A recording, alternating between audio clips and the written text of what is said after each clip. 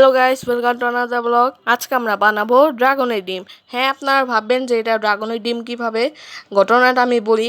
একদিন আমরা দোকানে গিয়েছিলাম, ওই সময় একটা ডিম দেখি যেটার মধ্যে এরকম লাল রঙের সিল দেওয়া, আপনার ভিডিওর মধ্যে দেখতে পাচ্ছেন। তখন আমরা বললাম এটা কিসের ডিম। দোকানদার বলে এটা নাকি ড্রাগনের ডিম। আমরা অবাক হয়ে গেলাম, এই যুগে নাকি ড্রাগন আসছে। এটাই তো একটা অদ্ভুত কথা।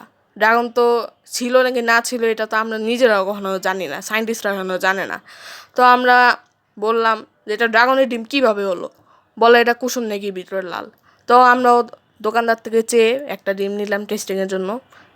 তো এই ডিমটা আসলে লাল না কুসুম, এটা কুসুম নাকি লাল হয়। তো এটা নর্মাল ডিমের মতোই হালকা একটা লাল রঙ, আপনারা ক্যামেরার মধ্যে নাও দেখতে পারেন।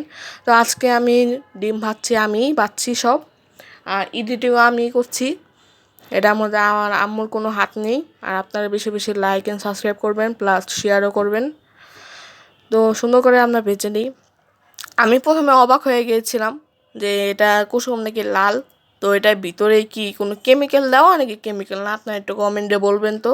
নাকি এটা এমন কোনো মুরগির জাত যেটা ডিম নাকি এরকম রেড কালার হয়। আসলে কি এটা সম্ভব নাকি না, আপনারা কমেন্টের মধ্যে বলে দিন। তো এই তো আমি সুন্দর করে ভেজে নিচ্ছি।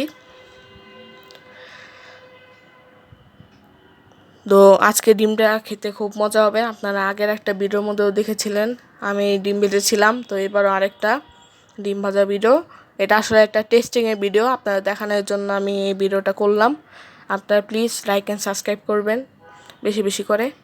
আর যারা নতুন ওরা অবশ্যই সাবস্ক্রাইব করবেন যদি আপনারা আরও এরকম ইন্টারেস্টিং ভিডিও দেখতে চান। তো এই তো আমাদের ডিম অত লাল না, হালকা একটা লাল।